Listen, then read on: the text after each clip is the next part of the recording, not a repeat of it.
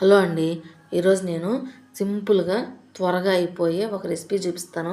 అదేమిటంటే గోంగూర రైస్ అండి. ఈ గోంగూర రైసు చాలా సింపుల్గా అయిపోతుంది. అన్నం కనుక వండి పక్కన పెట్టుకుంటే ఈ గోంగూర రైస్ 10 నిమిషాల్లో చేసేసుకోవచ్చు. అయితే ముందుగా అన్నం వండి కొంచెం ఆరబెట్టుకొని పక్కన పెట్టుకోవాలి. తర్వాత గోంగూరలో కొంచెం నీళ్ళు వేసి కొద్దిగా చింతపండు 2 పచ్చిమిరపకాయలు వేసి మెత్తగా ఉడికించుకొని మిక్సీ పట్టుకొని పేస్ట్ చేసుకోవాలి. తర్వాత బాండీలో కొంచెం నూనె వేసి ఈ నూనెలో ఆవాలు, జీలకర్ర, పచ్చిశనగపప్పు, మినప్పప్పు, ఎండుమిరపకాయలు అన్నీ వేసేసి బాగా వేయించుకోవాలి. ఇవి బాగా దోరగా వేయించుకొని తర్వాత ఉల్లిపాయలు, పచ్చిమిరపకాయలు సన్నగా కట్ చేసుకొని అవి కూడా వేసి బాగా మగ్గించుకోవాలి.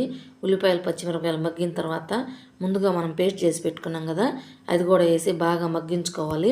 అది మగ్గిన తర్వాత కొంచెం ఉప్పు, పసుపు వేసి బాగా కలిపెట్టుకొని దాంట్లో ముందుగా అన్నం ఉడికించి పెట్టుకున్నాం కదా, ఈ ఉడికించి పెట్టుకున్న అన్నాన్ని కూడా వేసి బాగా కలుపుకోవాలి. ఈ అన్నం కనుక ఆరిపోతే చాలా బాగుండిద్ది, వేడిగా ఉంటే బాగోదు. ఇప్పుడు ఇదంతా బాగా కలుపుకొని కొంచెం కొత్తిమీర వేసుకుంటే గోంగూర రైస్ అనేది రెడీ అయిపోతుంది. ఈ గోంగూర రైస్కి ఉల్లిపాయ కనుక కట్ చేసుకొని తింటే చాలా బాగుండిద్ది.